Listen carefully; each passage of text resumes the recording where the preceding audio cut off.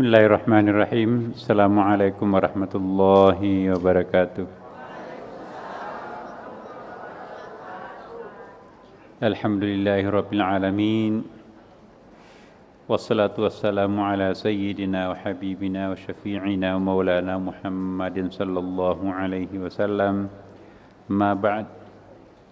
Ibu-ibu dan bapak-bapak sekalian yang dicintai Allah Subhanahu wa taala, malam Jumat mubarakah ini kita bersyukur Allah menganugerahkan keistimewaan yang luar biasa kepada kita semua berupa kesempatan, inayah, hidayah, kesehatan, kemampuan untuk bisa hadir di rumahnya, di masjidnya. Tiada lain tujuan kita semata-mata hanya untuk taqarrub kepadanya. Semoga pendekatan kita, taqarrub kita insyaallah disahuti, dibalas Allah Subhanahu wa taala dengan senyumannya, dan insyaallah kita akan bertambah nyaman di batin kita, dan insyaallah kita akan bahagia di dunia dan di akhirat kelak. Ala hadhihi niyyah wa ala kulli niyatin shalih. Al-Fatihah. A'udzu billahi minasyaitonir rajim. Bismillahirrahmanirrahim. Alhamdulillahi rabbil alamin, arrahmanir rahim, maliki yaumiddin. Iyyaka na'budu wa iyyaka nasta'in. Ihdinas siratal mustaqim. Siratal ladzina an'amta 'alaihim ghairil maghdubi 'alaihim waladdallin. Amin. Ibu bapak sekalian, malam ini kita akan membahas hakikat masjid. Seringkali kita menyebut masjid musalla, langgar, surau, ya. Tetapi fungsi masjid apa sesungguhnya? Nanti kita akan lihat apa arti masjid menurut ulama syariah, menurut ulama tarekat, dan menurut ulama hakikat. Menurut bahasa, masjid berasal dari akar kata sajada yasjudu, berarti sujud, lalu membentuk kata masjidon berarti tempat sujud untuk menyembah kepada Allah Subhanahu wa taala. Banyak orang yang mirip sujud tetapi bukan menyembah kepada Allah Subhanahu wa taala. Dia tersungkur meratapi penderitaannya. Dia bukan sujud, memang dia bukan umat Islam, tapi mirip menyerupai orang sujud. Itu bukan sujud namanya. Sujud itu ialah diawali dengan niat yang tulus untuk membesarkan diri, untuk membesarkan Allah Subhanahu wa taala, merendahkan dirinya sendiri, semata-mata tujuannya untuk mendekatkan dirinya kepadanya. Secara kebahasaan ibu bapak, segala sesuatu yang digunakan untuk sujud itu disebut dengan masjid. Masjid artinya tempat sujud. Sajadah ibu bapak itu disebut masjidon, tempat untuk sujud. Memang sajadah itu dirancang khusus untuk tempat sujud. Maka itu sajadah itu masjid. Kenapa? Karena di atasnya kita sujud. Segala sesuatu yang mengantar kita untuk sujud dan di atasnya kita sujud, maka itu disebut dengan masjid. Nabi Muhammad sallallahu alaihi wasallam bersabda, "Al-ardu masjidun." Bumi ini adalah masjid. Bumi masjid. Tanah dan permukaan bumi pada dasarnya bersih. Karena Allah mendeklar bahwa buminya itu adalah bersih. Tanah dapat digunakan untuk bertayamum. Kalau tidak bersih tanah ini, tentu Tuhan tidak akan memerintahkan kita bertayamum dengan menggunakan tanah. Iya. Mungkin harus diolah lagi sehingga menjadi sebuah kayak terigu begitu ya, atau diolah menjadi sebuah bedak. Ada bedak tayamum, tapi enggak. Boleh kita bertayamum tanah mana pun kita ambil, karena prinsipnya tanah itu bersih. Ya.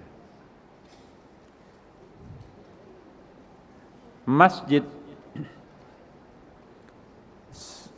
tidak selamanya berarti bangunan khusus untuk beribadah. Selama ini kalau kita menyebut masjid, oh itu masjid. Masjidnya siapa itu? Oh Masjid Sunda Kelapa. Seolah-olah di benak kita kalau menyebutkan masjid, di situ ada menara yang tinggi, ada kubahnya, ada mihrab bagian depannya, ada tempat wudhunya, ada karpetnya, kemudian ada kaligrafinya. Seolah-olah kalau nggak ada kaligrafinya itu gedung pertemuan. Seolah-olah kalau hanya bangunan kotak-kotak segi empat itu sepertinya bukan masjid, sehingga rasa masjid kurang di situ. Harus ada bundar-bundarnya di atas. Nah, bayangan kita masjid itu sebuah bangunan, tetapi mari kita lihat peristiwa Isra Mi'raj yang melibatkan dua kata masjid, yaitu Masjid Haram di Mekah dan Masjid Aqsa di Palestina, belum memiliki bangunan khusus seperti sekarang ini. Jadi perjalanan Isra Mi'raj Nabi Muhammad SAW, ya, yang di dalam ayatnya begini, Bismillahirrahmanirrahim, Subhanalladzi asra bi'abdihi lailam minal masjidil harami ilal masjidil aqsa alladzi barakna haulahu linuriyahu min ayatina innahu huwas sami'ul basir. Maha suci Allah yang telah memperjalankan hambanya pada satu malam dari Masjid Haram ke Masjid Aqsa. Jangan kita bayangkan Masjid Haram itu seperti sekarang itu. Apalagi sekarang dibikin berlantai berapa itu. Ya. Jangan kita bayangkan Masjid Aqsa itu seperti yang kita saksikan sekarang ini. Ada kubahnya warna biru. Wah, itu Masjid Aqsa yang diperebutkan Israel dan Palestina di situ. Nah, dua kata masjid di dalam ayat ini sesungguhnya belum merupakan suatu bangunan pada waktu itu seperti sekarang. Jadi kata masjid dan apapun yang ditempati sujud itu sudah masjid.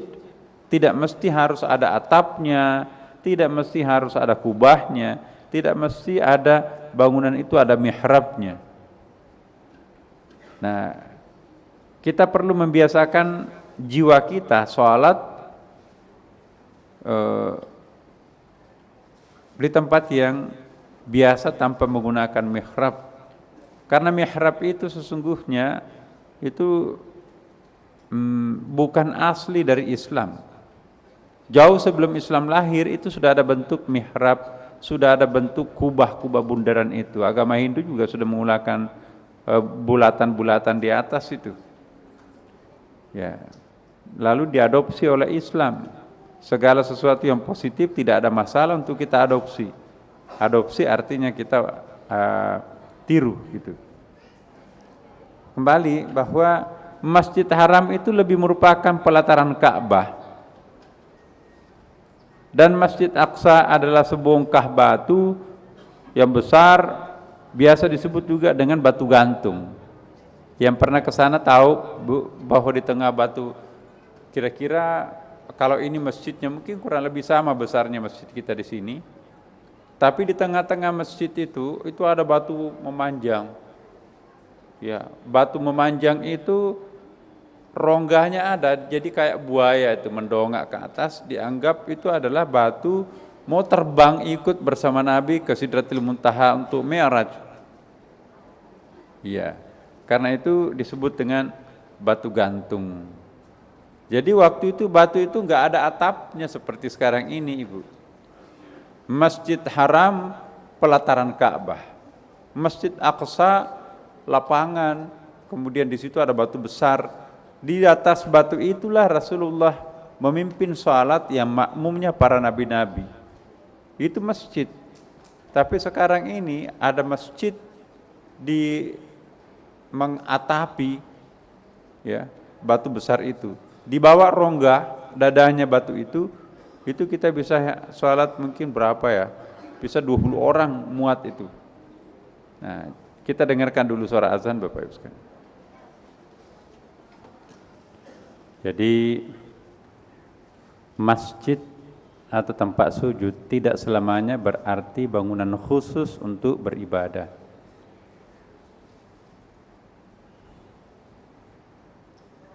Sawah, di situ tidak ada bangunan, tapi kita bisa melihat pada musim persawahan orang-orang tua kita ya, mungkin saya di Sulawesi Selatan banyak sekali sawah ya. Indah kelihatan pada saat azan berkumandang. Setiap petak sawah itu berdiri orang-orang yang sedang ruku di pematang sawah. Enggak ada bawa sajadah, karena mereka yakin rumput tidak bernajis dan rumput itu bersih. Ya, menghadap ke kiblat, lalu sholat di situ. Indah kelihatan sambil menjaga sawahnya tidak dimakan burung. Ya. Dia azan sambil mengusir burung-burung, sholat di situ. Kenapa? Itu tempat pematang sawah juga masjid, karena tempat untuk sujud, bukan? Dimanapun kita berada bisa sholat.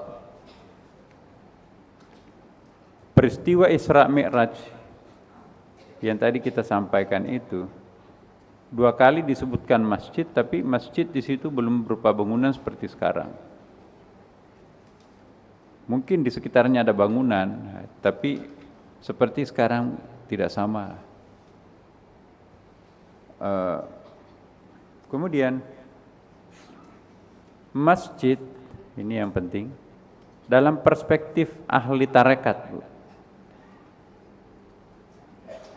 Ya, dalam perspektif ahli tarekat, badan manusia bisa disebut masjid. Kita singgung sedikit minggu lalu. Kenapa? Karena badan itu merupakan tempat tinggal. Tempat tinggalnya siapa badan itu? Tempat tinggalnya kalbu, roh, akal, ya, pikiran. Apakah mereka juga sholat? Seperti badan kita. Jadi yang beribadah itu jiwa dan raga, lahir dan batin.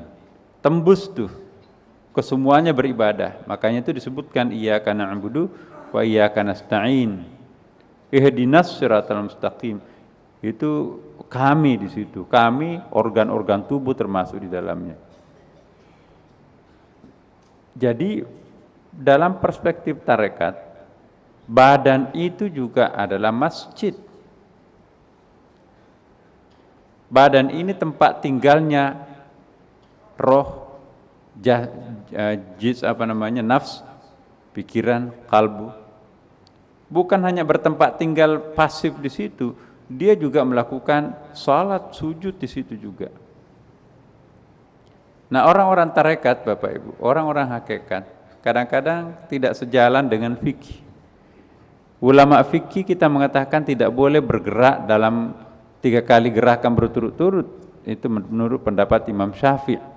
Jadi kalau ibu-ibu lagi sedang gatal tangannya, ya, cara ini fikih itu jelimet banget memang. Tapi itu diyakini bahwa itu memang juga bersumber dari Rasulullah. Orang yang bergerak 3 kali berturut-turut itu batal sholatnya. Karena itu kalau ada nyamuk menggigit, dicicil menggarutnya. 1, 2 berhenti. Karena berturut-turut 1, 2, 3 itu jamak, ada gerakan di luar salat, maka itu rusak salatnya. Nah, jadi hati-hati di sini.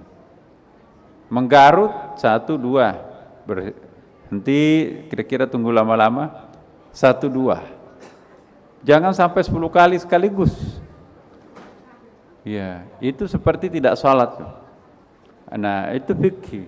Tapi kalau menurut ulama tasawuf, ulama ya alil hakikah nanti ya, kita lihat. Bagaimana kok bisa salat? Saya pernah ceritakan kan. Muridnya, santrinya jalan ke sebuah tempat. Nanya santrinya, ini apa hikmahnya ini Kiai? Dia enggak ngomong. Apa namanya ini Kiai? Bahasa Arabnya apa ini? Daun begini. Dia tetap jalan ya.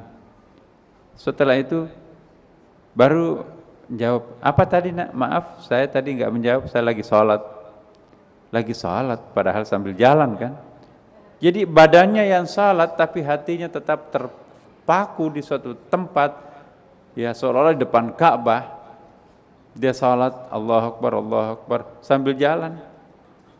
Jadi Nabi kadang-kadang bercanda, berceramah dengan siapapun juga, tapi hatinya juga pada saat yang bersamaan, dia dekat dengan Allah Subhanahu wa Ta'ala.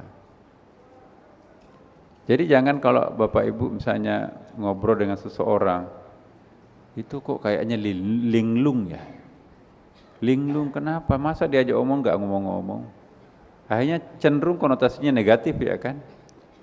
Orang tasawuf menganggap itu bisa jadi positif, bahkan sangat positif. Iya, kalau kita yang nggak biasa begitu itu lantas melakukan hal seperti itu linglung. Tapi kalau memang orang kebiasaannya sholat tidak putus-putus sholatnya 24 jam, ya nggak tahu tidur sambil sholat bagaimana, Allahu alam. Tapi kalau dia dalam keadaan sadar, dalam keadaan apapun dia selalu sholat. Itulah yang disebut biasanya dengan orang-orang tarekat itu wudu tanpa batal, sholat tak terputus, sholat sepanjang masa, bersih wudunya sepanjang masa. Ya. Tapi kita nggak tahu seperti apa mereka. Nah, badan manusia juga dianggap sebagai pakaian, ya. Karena membungkus dimensi batin manusia seperti kalbu, jiwa, zauk. Zauk itu apa itu? Jiwa juga sih sebetulnya. Roh dan akal pikiran manusia. Ya. Badan sebagai pakaian, tempat tinggal atau tempat sujud atau masjid sudah tentu harus bersih dari noda dan dosa. Konsekuensinya badan ini adalah masjidnya roh batin kita, Ibu Bapak. Maka dengan demikian kita menjadi sangat disiplin untuk memelihara diri dari percikan-percikan noda dan dosa. Ya. Kita juga membungkus badan ini, ya. Jangan hanya sholat baru pakai mukena. Selesai sholat lempar mukena, membiarkan auratnya, ya, tersingkap. Ingat, badan ini bukan sekedar badan, badan kita ini juga tempat tinggal makhluk suci atau unsur suci. Badan ini juga masjid. Badan ini juga nanti ahli hakikat lebih tinggi lagi. Saya belum jelaskan di sini. Ya. Badan sebagai pakaian, tempat tinggal, tempat sujud, masjid sudah tentu harus bersih dari noda dan dosa. Bagaimana membersihkan noda? Kalau badan ini ada nodanya, kita bersihkan pakai sabun, ya. Kemudian juga kita keramas pakai sampo. Pakai sampo. Rinso juga mungkin boleh lah. Kalau udah terlalu lama nggak pernah basahi rambut, ya. Membersihkan badan sebagai masjid dan pakaian rohani tentu bukan hanya dengan mandi menggunakan sabun atau sampo, tapi juga melalui pembersihan spiritual atau pembersihan spiritual itu disebut dengan tazkiyah. Sebagaimana diisyaratkan dalam Al-Quran, wa thiyabaka fatahhir wa rujza fahjur. Bersihkanlah pakaianmu, tinggalkanlah perbuatan dosa.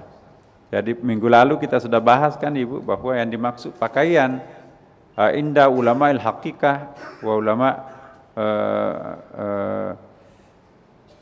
tasawuf yang lain termasuk juga ahlu tariqah, pakaian itu bukan hanya baju tapi badan ini juga pakaian.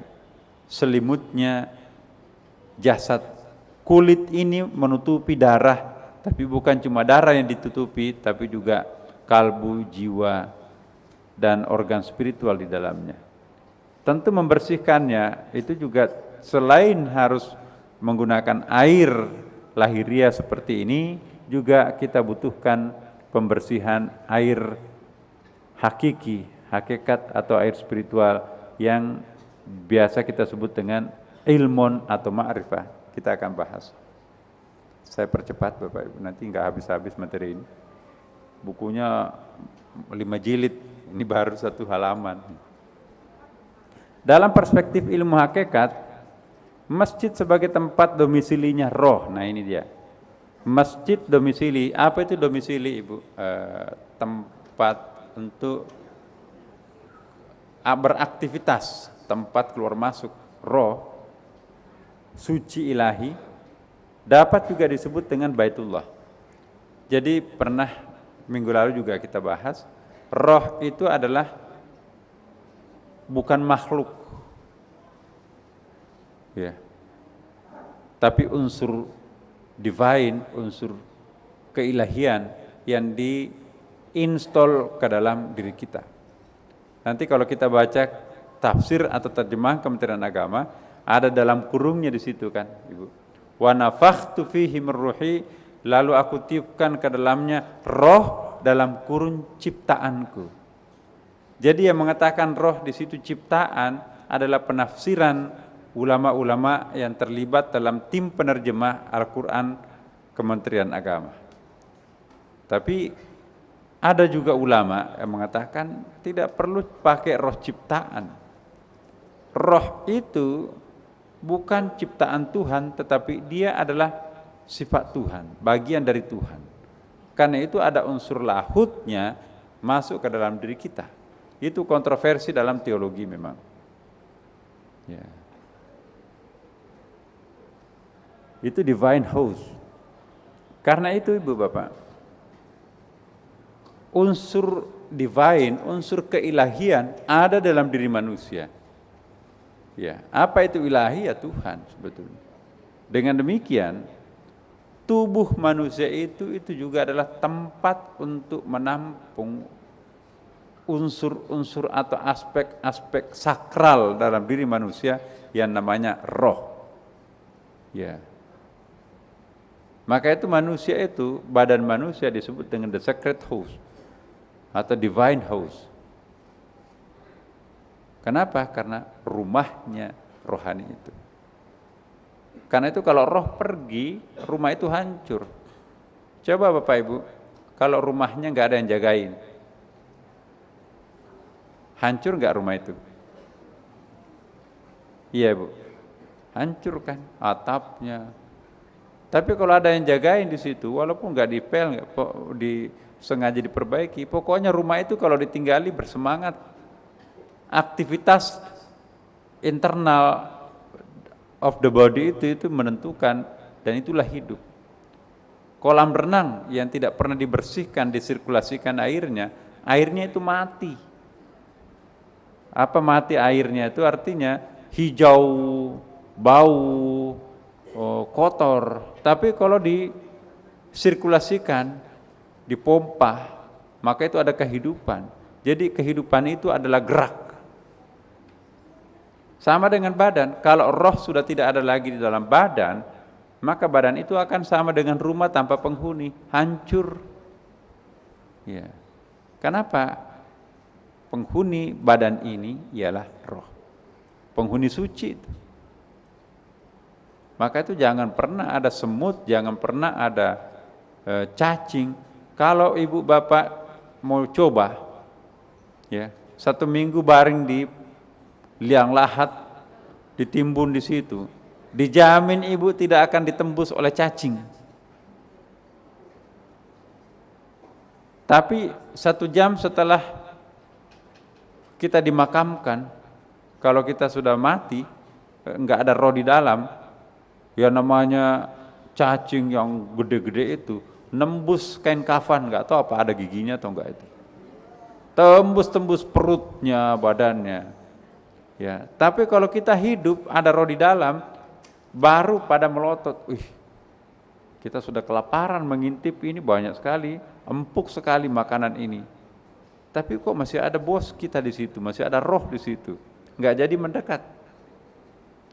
Coba yang rondain bapak ibu itu kalau tidur nggak ada semut masuk di kuping, masuk di hidung, di rongga-rongga ibu. Itu siapa? Ya.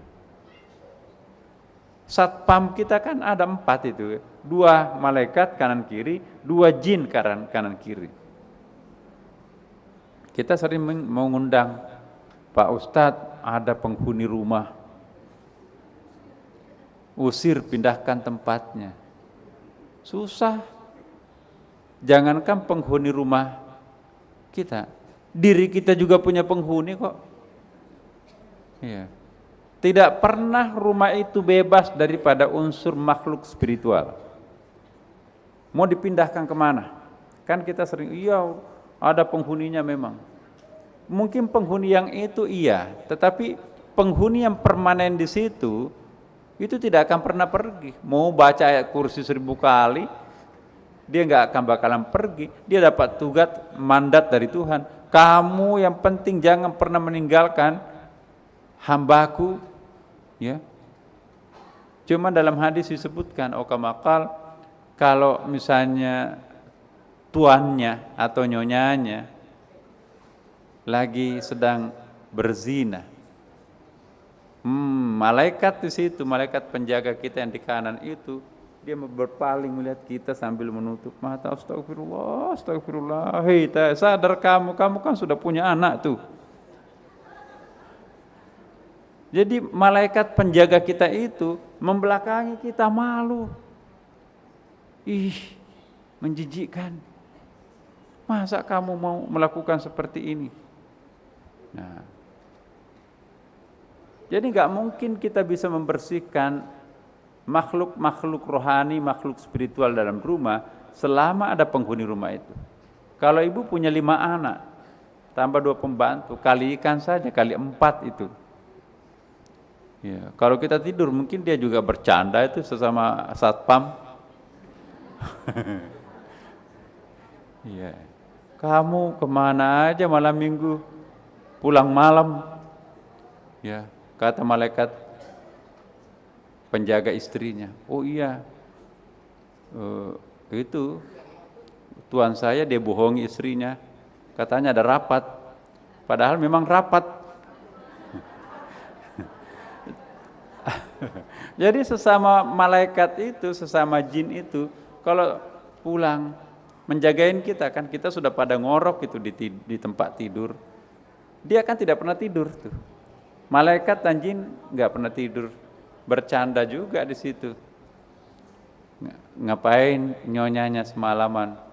Berzikir, iktikaf di Sunda Kelapa. Kalau kamu tuannya bukan, iya, iktikaf juga, tapi bukan di masjid. Di mana? Di sana, di tempat yang banyak iblisnya. Masya Allah. Astagfirullah. Nah ini ibu, rumah itu, badan itu rumah. Saya ingatkan, fungsi badan kita, badan itu rumah karena tempat tinggalnya rohani. Badan itu masjid kan tempat sujudnya rohani. Ya. Badan itu pakaian karena selimutnya rohani. Dan yang paling penting yang terakhir, badan itu adalah tempat tinggalnya roh. Roh itu unsur divine kita. Sebutlah untuk sementara terserangnya di sini ya. Mohon maaf para pendengar yang ikut tapi tidak mengikuti pengantar kita minggu-minggu sebelumnya. Ya. Badan ini juga bisa disebut dengan rumah Tuhan. Bahasa Arabnya rumah Tuhan, Baitullah. Ya kan? Baitun rumah Allah Tuhan. Jadi Baitullah. Masjid disebut apa? Rumah Tuhan juga kan? di masjid ini, di rumah Tuhan ini, ya kan? Kenapa ini masjid disebut Baitullah? Karena di sini ada orang sujud. Setiap orang sujud itu pasti di dalam dirinya juga ada unsur divine di situ. Nah, itulah sebabnya juga ulama tasawuf itu ya, saya agak tidak berani menyampaikan semua di sini, Ibu Bapak sekalian, bahwa yang menyembah dan yang disembah itu sesungguhnya agak-agak sulit untuk saya jelaskan di sini. Siapa yang disembah dan siapa yang menyembah, nanti itu pendekatannya sangat spesifik. Mudah-mudahan kita nanti akan jelaskan, tapi tidak sekarang. Ini dulu, baru kita anak tangga pertama ini. Muqaddimahnya adalah taharah ini. Lanjut. Nama lain Baitullah ialah Ka'bah, ya kan? Nama lain dari Ka'bah itu adalah kiblat. Apa fungsi kiblat? Untuk bertawajuh. Apa itu tawajuh? Menghadapkan muka kita. Ya. Kontemplasi, pusat perhatian, pusat magnet spiritual kita di situ itu. Ya. Jadi nama lain Baitullah ialah Ka'bah, kiblat umat Islam di dalam melaksanakan sejumlah ibadah mahdhah, salat misalnya. Ka'bah juga sekaligus objek penghadapan atau tawajuh, sebagaimana selalu kita ikrarkan di dalam doa iftitah yang juga ayat, inna sholati wa nusuki wa mahyaya wa mamati lillahi rabbil alamin. Sesungguhnya salatku, ibadahku, hidupku dan matiku hanyalah untuk Allah Tuhan semesta alam. Surah Al-An'am ayat 162. Itu doa iftitah kita. Jadi ikrar kita 24 jam pada waktu kita sholat mengikrarkan bahwa tawajuh kita itu kepada Allah Subhanahu wa taala. Makanya itu di dalam ayat lain, kalau kita sudah kebingungan tidak tahu arah kiblat, misalnya di hotel, kalau kita dalam negeri enak tuh, ada tanda panahnya, cari. Kalau hotelnya sekuler, dia sembunyikan itu di laci. Telepon arah kiblatnya mana, buka di laci lantai atas itu, rak atasnya di situ ada panah, itu pun juga ditindis Bible, ditindis Quran. Baru buka, oh iya. Kenapa sih disembunyikan di situ? Ada juga yang nampang di situ hotel syariah. Wah, itu bukan saja tanda panah, kiblat di situ dipasang di atas tuh. Itu hotel syariah. Begitu tanda waktu salat masuk, seperti masjid, Allahu Akbar, Allahu Akbar. Begitu ada sepasang laki-laki perempuan mau masuk, resepsionisnya, Pak mohon maaf, pinjam KTP-nya dan surat fotokopi akte nikahnya. Oh nggak jadi ah. Kenapa nggak jadi? KTP-nya masing-masing ada tapi akte nikahnya nggak ada. Alasannya lupa. Padahal nggak lupa, memang bukan muhrimnya. Nah itu dia. Jadi hotel syariah sekarang ini sudah mulai banyak. Lalu ya, badan manusia dianggap Baitullah atau Ka'bah secara maknawi. Dianalogikan dengan arash. Apa itu arash, Ibu? Yaitu singgasana Tuhan, istana Tuhan. Bahasa tanda kutipnya di situ ya. Singgasana, istana Tuhan. Analogikan juga dengan Baitul Ma'mur, yaitu miniatur arash. Yang pertama arash, istana Tuhan. Baitul Ma'mur miniaturnya, ya. Apa itu miniatur? Taman mininya istana Tuhan, dan namanya Baitul Ma'mur. Dibuat di bawahnya, ibarat tusuk sate itu ke bawahnya. Nah, kemudian dibangun Allah Subhanahu wa taala untuk para malaikat setelah menyadari kelancangannya mempertanyakan kebijakan Allah. Kenapa engkau ciptakan manusia Tuhan? Bukankah manusia itu nanti bertumpahan darah? Bukankah manusia merusak alam? Marah Tuhan, tidak diam, tidak disapa sampai berpuluh-puluh hari. Setelah itu dibikinkan kun fayakun, tiba-tiba muncul miniatur aras. Turunlah malaikat semua hijrah di situ. berimigrasi ke tempat lain namanya Baitul Ma'mur. Nah, di situ Adam dan Hawa juga. Akhirnya Adam dan Hawa juga melanggar, berimigrasi lagi. Adam dibikinkan Ka'bah miniatur aras, tusuk sate ke bawah tuh.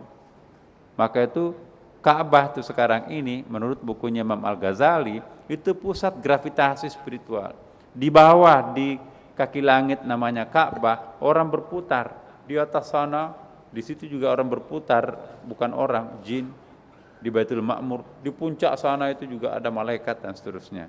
Makanya itu Makkah itu ke atas, ya itu pusat gravitasi spiritual. Maka itu daya sedotnya luar biasa non-stop. Seperti magnet besi berani itu, daya sedotnya luar biasa. Seperti turbin yang berputar, itu magnetnya dahsyat. Itu bisa mencerahkan lampu bola cahaya batin kita itu akan semakin terang. Nah itu dia. Ya, diubah Baitul Ma'mur. Kemudian Ka'bah miniatur Baitul Ma'mur. Jadi Ka'bah di Mekah itu miniatur Baitul Ma'mur. Dibangun malaikat untuk Adam dan istrinya setelah melanggar larangan Tuhan di surga. Wala taqraba hadhihi syajarah, malah dia makan. Bukan hanya mendekati tapi makan buahnya. Terlemparlah dia jatuh ke bumi, gelisah, akhirnya dibangunkanlah. Inna awwala baitin wudi'a lin-nasi lalladzi bi Bakkata mubarakan wa hudal lil alamin. Jadi itu ayatnya, rumah bangunan pertama dibangun Allah di muka planet bumi ini ialah Ka'bah di Mekah sebagai miniaturnya Baitul Ma'mur di langit sono. Disitulah Adam mengulangi pengalamannya, apa yang pernah dia rasakan di Baitul Ma'mur, berputar seperti menyerupai malaikat di situ. Jadi tawaf itu ibadah pertama dalam sejarah makhluk. Makanya itu semua makhluk itu model ibadahnya itu tawaf. Bulan bertawaf, matahari bertawaf, bintang-bintang bertawaf. Sel-sel darah kita dalam tubuh pun juga berputar tuh, bertawaf. Asal kita bertawaf, bersirkulasi, maka itu akan hidup. Ilustrasinya, lihat kolam renang. Kalau enggak pernah bersirkulasi airnya, mati, busuk, hijau, lama-kelamaan hitam, bau, sarang nyamuk. Tapi kalau airnya bersirkulasi, hidup. Jadi harus ada tawaf di situ. Tawaf itu menghidupkan alam raya ini. Maka itu tawaf itu sehat dan bersih. Air yang mengalir itu bisa dipakai berwudu, tapi air yang tergenang, hati-hati, itu bisa jadi ada najisnya. Kalau sungai misalnya, di tengah-tengah itu ada kotoran manusia itu, tapi di sini nggak ada, itu bisa dipakai berwudu. Kenapa? Airnya mengalir, al-ma'ul jari. Tapi kalau airnya tergenang, jangan. Ya, kalau kita kan sungai di Indonesia itu pada umumnya itu tempat mandi, tempat mengambil air wudu, tempat minum, ambil air minum, tempat mencuci, pakai deterjen langsung ke situ, tempat WC umum, tempat buang sampah, segalanya di sungai. Lalu kita usir-usir kotoran-kotoran manusia, baru berwudu, berkumur-kumur.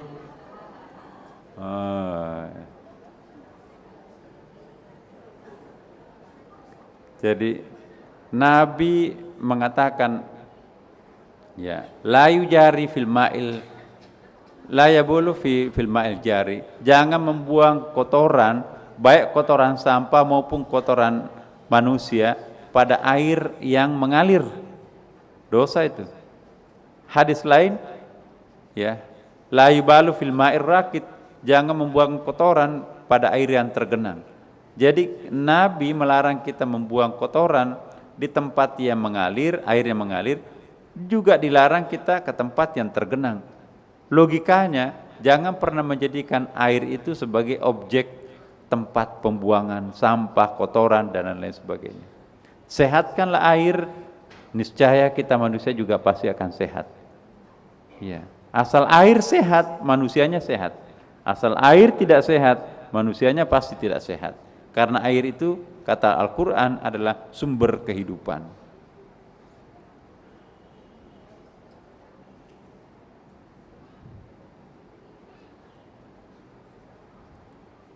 Ya, Ka'bah sudah tadi. Kemudian kita lihat berikutnya. Disinilah arti penting taharah atau pembersihan bagi manusia dalam Islam. Cara penyucian diri manusia tergantung jenis kotoran yang melekat pada diri manusia itu sendiri. Kotoran berupa fisik, penyuciannya dengan air biasa. Caranya ialah dengan mandi, berwudu atau tayamum dengan tanah. Jika jenis kotorannya berupa dosa atau maksiat, maka penyuciannya dengan sesuatu yang non fisik, bukan air biasa. Tapi yang biasa kita sebut dengan air hakikat. Apa air hakikat itu? Biasa dalam bahasa Arab itu mahiyah. Mahiyah itu satu akar kata dengan ma'un dalam kamus lisanul Arab, bahasa Arab. Yang dimaksud air hakikat ialah ilmu pengetahuan. Sebagaimana sabda Rasulullah, al-ma'u ilmullah, air adalah ilmu Allah. Ilmu Allah itu masuk dalam al-alamul amr, tidak masuk dalam alamul khalq. Ini panjang penjelasannya Ibu Bapak. Apa perbedaan alam amr dan alam khalq? Kalau alam amr, nanti kita akan tiba pembahasan khususnya. Alamul amr itu ialah bukan makhluk. Ya, kata alam di sini mungkin juga kurang tepat ya. Alam amr itu ilmullah, bagian yang tak terpisahkan dengan diri Allah Subhanahu wa taala, yaitu berupa sifat. Tapi kalau sudah masuk ke alamul khalq, dunia ciptaan, ya, maka itu sudah lain. Alamul khalq itu ialah tidak ilmu. Ilmu Tuhan itu bukan makhluk, tapi sifat. Ya. Tapi air ini makhluk. Kenapa? Karena ini masuk alamul khalq. Tapi mahiyahnya, yang hakikatnya itu mungkin disebut al-ayanu tsabitah. Tidak bisa disebut alam. Seseorang yang mendapat anugerah atau ma'rifatullah, bukan saja mendapatkan ilmu yang amat penting, tapi juga sekaligus membersihkan dirinya dari dosa. Jadi jangan dianggap pembersih dosa itu hanya salat, Ibu, hanya puasa. Ngerti tentang ilmu keilahian atau ma'rifah itu juga pembersih dosa. Malam ini kita belajar tasawuf, ya, kita belajar ma'rifah. Setelah kita berhasil memahami itu, maka itu kita membersihkan dinding-dinding kalbu yang kotor, dicat warna putih tadinya hitam. Makanya itu habis belajar tasawuf Bapak Ibu, biasanya itu efek positifnya enak rasanya, plong, putih, sholatnya enak gitu ya. Bandingkan dengan belajar pengetahuan lain, mohon maaf termasuk fikih, itu haram, itu halal, itu cambuk, itu dirajam, itu juga perlu diketahui ya. Tetapi ilmu ma'rifah itu lebih kepada mengetahui kearifan Tuhan. Ilmu tentang kearifan Tuhan itu disebut dengan ma'rifah. Pengetahuan hakikat di balik yang nyata itu disebut dengan ma'rifah. Memahami ma'rifah itu bukan hanya bertambah ilmu kita, tapi juga sekaligus membersihkan relung-relung hati kita yang kotor. Terasakan Bapak Ibu, 5 halaman kita baca buku tasawuf, 5 halaman kita baca Quran, mana yang mencerahkan? Ya. Tasawuf dari kata sofa artinya suci, bersih, ya kan? Allahu a'lam. Kemudian seseorang yang mendapatkan anugerah ma'rifah Allah bukan saja mendapatkan ilmu yang amat penting tapi juga sekaligus membersihkan dirinya dari dosa. Karena pengetahuannya, maka dia dekat dengan Allah. Orang jauh terhadap Tuhannya, kenapa? Karena dia tidak tahu apa yang mau disembah. Allahu Akbar ikut-ikutan.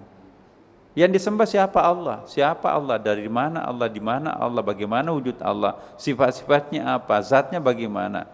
Namanya siapa? Bagaimana cara menyembahnya? Bagaimana untuk takarrub terhadapnya? Enggak tahu. Tapi kalau orang sudah ngerti tentang makrifah, dia tahu road map-nya, kita mau ke Blok M, lewat sini jalannya paling tepat, menghindari kemacetan. Tapi kalau orang nggak tahu Blok M-nya, disuruh jalan aja ke Blok M. Loh, ini kok dapatnya Tanjung Priuk? Nah, jadi makrifah itu penting. Makrifah membersihkan batin orang seperti air membersihkan kotoran badan.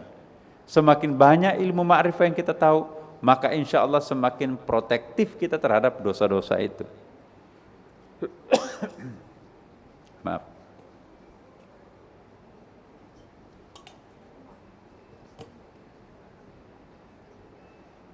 Semua dosa menjadikan Baitullah atau Ka'bah maknawi menjadi kotor. Kita kan Ka'bah, kita kan Baitullah, kita kan masjid.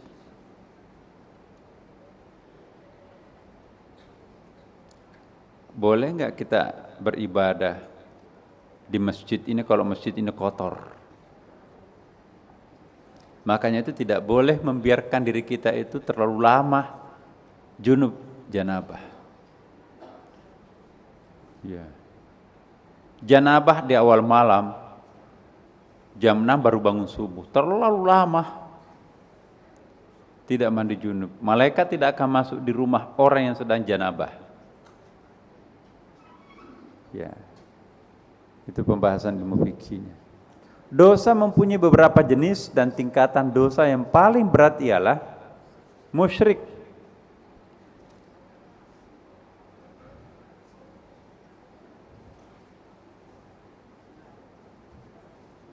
Oh, ini banyak ini.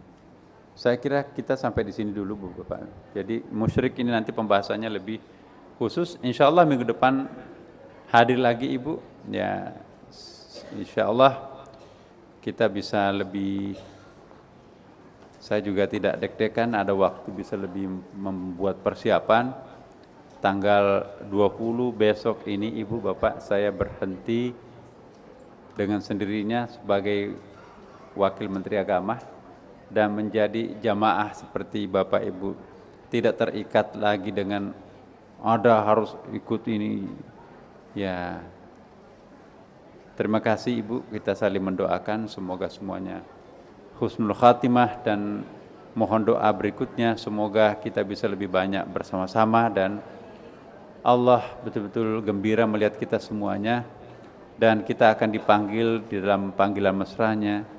Ya ayatuhan nafsul mutmainnah irji'i ila rabbika radiyatan mardiyah fadkhuli fi ibadi wadkhuli jannati.